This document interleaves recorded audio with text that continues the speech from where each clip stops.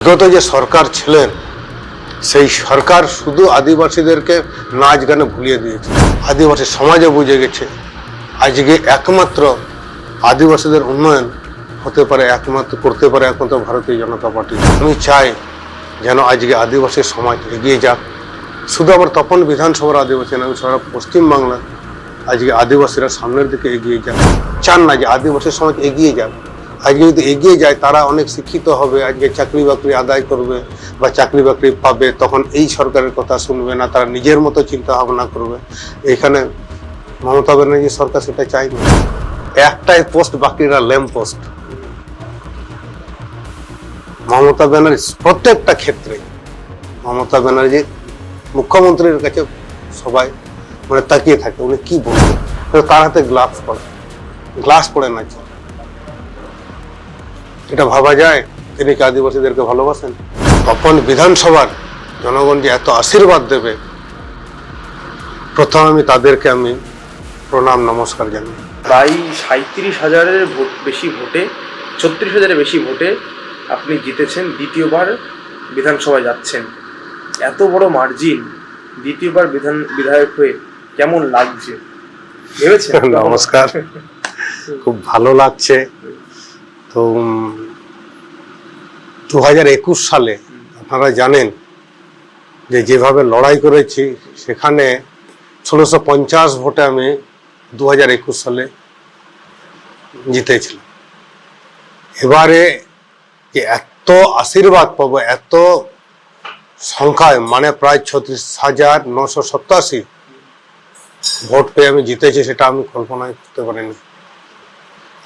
তপন বিধানসভার জনগণ যে এত আশীর্বাদ দেবে, প্রথম আমি তাদেরকে আমি প্রণাম নমস্কার জানাই। আজকে এত মানে কি বলবো, আমি তো ভাবছিলাম হয়তো আমি 15,000 থেকে 20,000 ভোটে জিতবো, কিন্তু মানুষ এত আশীর্বাদ দিয়েছেন, সত্যি আমার খুবই ভালো লাগছে। কিন্তু মানুষ আরো দায়িত্ব আমাকে দিলেন যে না, দল যেমন আমাকে আমার উপরে দ্বিতীয়বার ভরসা রেখেছে, সেই রকম জনগণ আমাকে বিপুল মানে অনেক আশীর্বাদ দিয়েছেন। এটা খুব ভালো লাগছে, তাদের জন্য আমি কাজ করতে চাই। আমরা দেখেছি যে প্রচারের সময় আপনি একেবারে জনজাতি মানুষের সঙ্গে মিশে গেছেন, সেই সব ভাষায় কথা বলেছেন, নাচ করেছেন, গান করেছেন, ছোট ছোট শিশুদেরকে কাছে টেনে নিয়েছেন। এই যে প্রচারের এত কষ্ট, রোদে জলে, তারপরে যখন এত সিটের মার্জিনে যেতেন, কতটা ভালো লাগে? তো দেখুন, ভালো তো লাগারই কথা। আপনি দেখেছেন আমি সেই সকাল থেকে সন্ধ্যা রাত পর্যন্ত আমি প্রচার করেছি, যেখানে জনগণের, যেখানে আমি যেখানে যাচ্ছি তাদের যে উৎসাহ দেখে আমি যে মানে খেয়েছি কি খাইনি সেগুলো সমস্তটাই ভুলে যায়। কারণ আমার সে প্রচারে আমার একটা আভাস পাওয়া গেছে বা পাওয়া যায় যে জনগণ যখনই দেখবেন আপনার কাছে ছুটে আসছে, আমার সঙ্গে দেখুন কোথাও হয়তো ওই বাজনার তালে তারা নাচছে, তো এমন অবস্থায় দেখুন বাজনা হয় না হয় গান যুক্ত থাকবে, না হয় নাচ যুক্ত থাকবে, কোথাও নাচ গান দুটাই যুক্ত থাকবে। তারা যখন নাচে তাদের সঙ্গে কি বলবো, আমিও নেচে দিচ্ছি কখনো কখনো। এইটা তো সেই ছোটবেলায় নাচ গান করার মতো আপনি সাংস্কৃতিক জগতের সঙ্গে যুক্ত ছিলেন, নাটক করেছি, যাত্রা করেছি, সিনেমাও করেছি একটা। তো এই একটা প্রতিকূল পরিবেশ আপনি যে যখন ছিলেন, সেই সময় থেকে আজকে দুবারের বিধায়ক, এই জার্নিটা কেমন ছিল? দেখুন, প্রথমবার যখন বিধায়ক খুব একটা কঠিন পরিস্থিতির মধ্যে দিয়ে আমাকে জিততে হয়েছে, তো সেই তুলনায় এখন একটা পরিচিতি বেড়েছে, মানুষ আমার সম্পর্কে জেনেছে। আপনি তপন বিধানসভা, আমি হয়তো সেই রকম বিরোধী আসনে বসে সেই রকম কিছু কাজ করা যায় না, তবে তো মানুষ বেছে নিয়েছে, হয়তো আমি কিছু কাজ করতে পারবো, তবেই তো আমাকে আশীর্বাদ করেছে।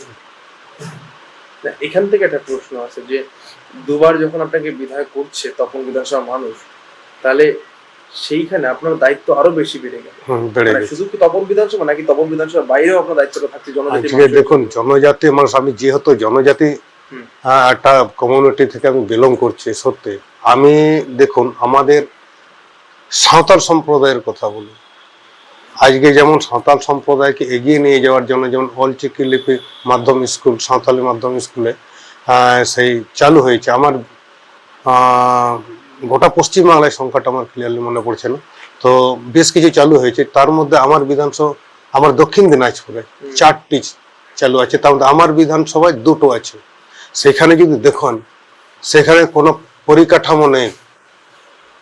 বিগত যে সরকার ছিলেন, সেই সরকার শুধু আদিবাসীদেরকে নাচ গানে ভুলিয়ে দিয়েছে।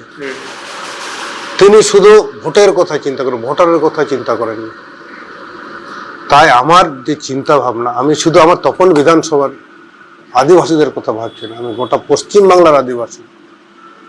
আর যে সামনের সারিতে থাকা আর 5 জন জনগণের মতো আদিবাসী সমাজটা যেন এগিয়ে আসে, সামনের সারিতে তারা যেন আসতে পারে, আর সেটাই আমার চেষ্টা থাকবে।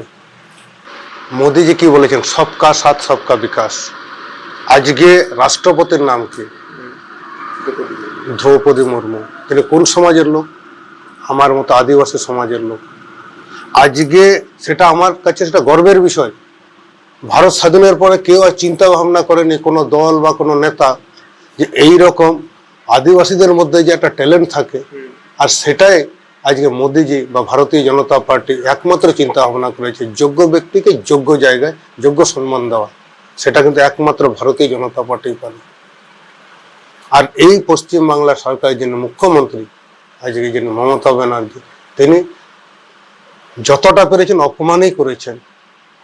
তিনি কোনো নিয়ম সংবিধান কিছু মানেননি, সত্যি। তাই আজকে আদিবাসী সমাজে বুঝে গেছে, আজকে একমাত্র আদিবাসীদের উন্নয়ন হতে পারে, একমাত্র করতে পারে একমাত্র ভারতীয় জনতা পার্টি। তাই সত্যি আমার খুব ভালো লাগছে। আমি আজকে 2000 থেকে 2020 সাল পর্যন্ত আমি ফ্রি কোচিং, যে অল চিকি একটা কোচিং সেন্টার খুলেছিলাম, যেখানে একটা আমার এলাকায়, সেটা আশেকা বলে একটা সংস্থা আছে, তার একটা আমি দায়িত্বে ছিলাম। তো এই যে 20-21 বছর চালিয়েছিলাম ফ্রি, যে মাস্টারমশাইদের যে সম্মানিত সেটা আমরা দিতে পারতাম না, তাই যৎ সামান্য তাদেরকে দেওয়া হতো, তবুও কিন্তু এই সেবাটা দিয়ে গেছি। আমার শুধু একটাই লক্ষ্য, যে আজকে আমাদের এই সরকার যতটা আজকে 15 বছর না 50 বছর পিছিয়ে দিয়েছে, কিন্তু আমি চাই যেন আজকে আদিবাসী সমাজ এগিয়ে যাক। শুধু আমার তপন বিধানসভার আদিবাসী না, আমি সারা পশ্চিমবাংলার আজকে আদিবাসীরা সামনের দিকে এগিয়ে যাক, এই চেষ্টায় আমার থাকবে।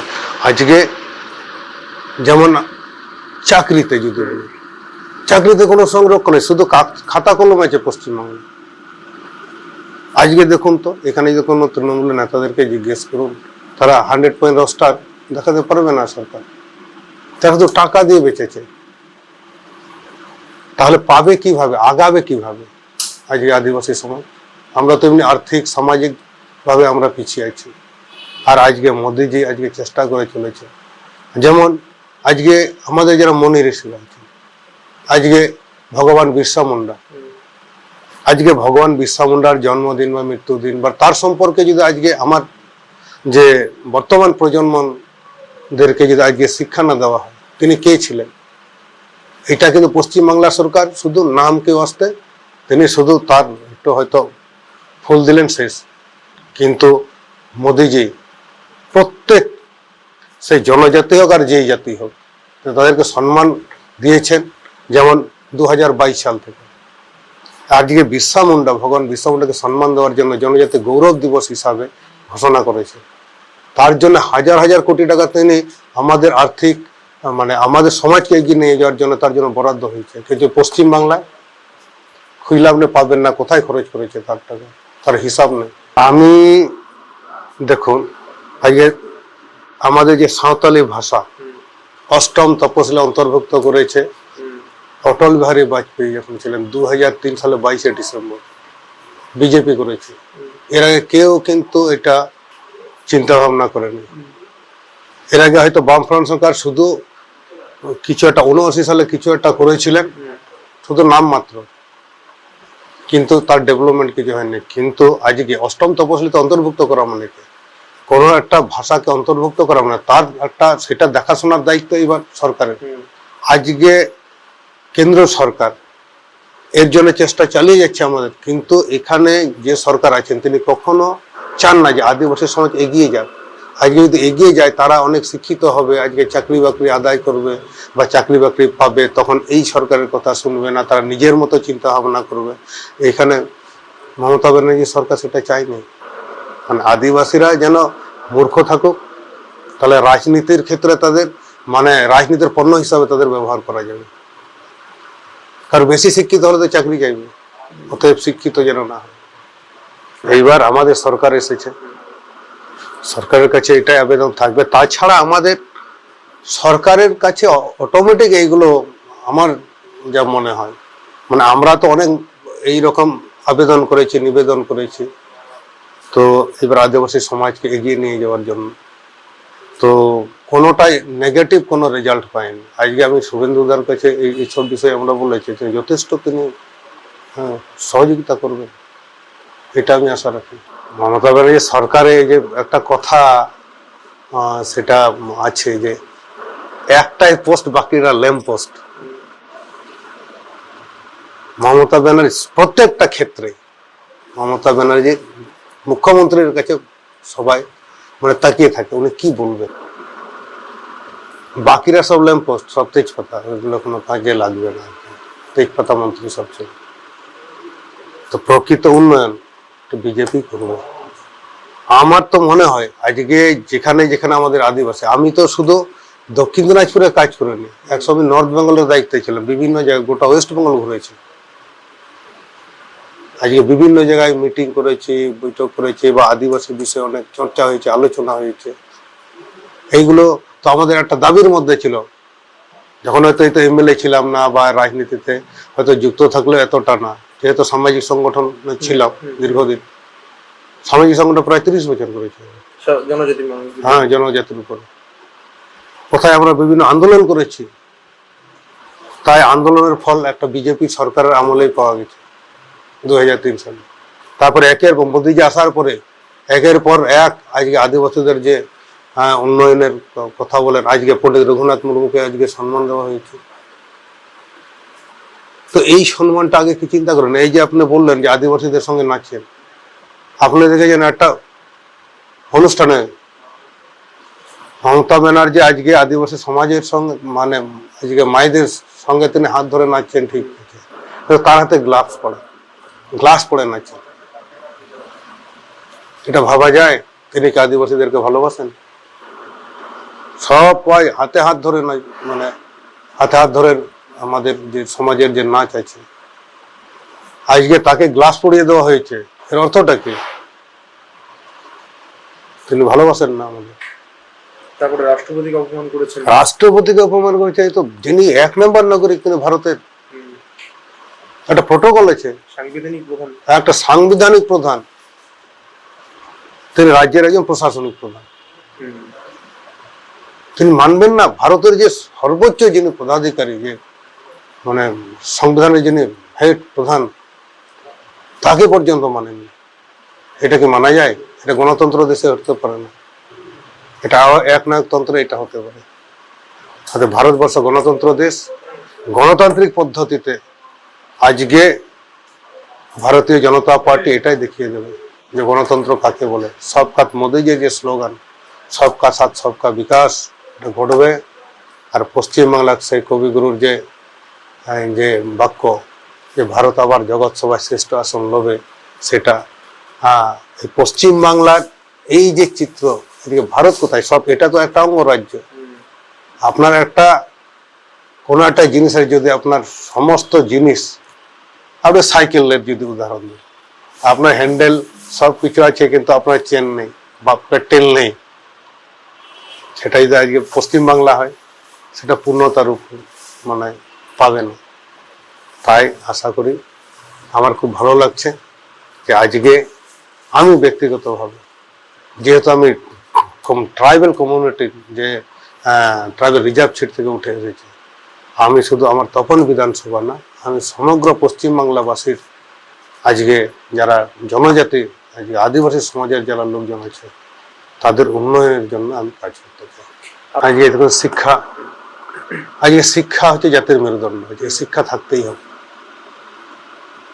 আজকে দেখুন, আজকে যারা বিশেষ করে যেমন সংরক্ষণ মানা হচ্ছে না, আজকে সংরক্ষণ মানা হবে।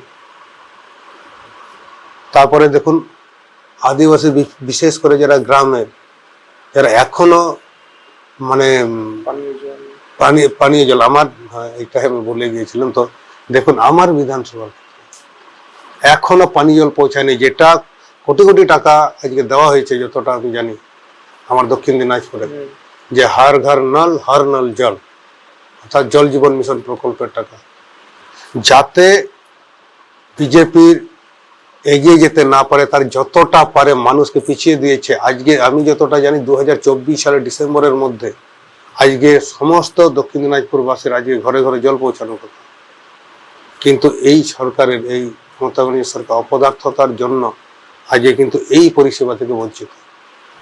আজকে আয়ুষ্মান ভারত কার্ড আপনি শুনেছেন, এটা সবচেয়ে আমরা আদিবাসীরা লাভবান হতাম, আমরা আদিবাসীরা লাভবান হতাম, কারণ আমরা 10,000 15,000 টাকা 20,000 টাকার জন্য আজকে আমাদের হয়তো আমরা বাইরে নিয়ে যেতে পারি না আমরা রোগীদেরকে।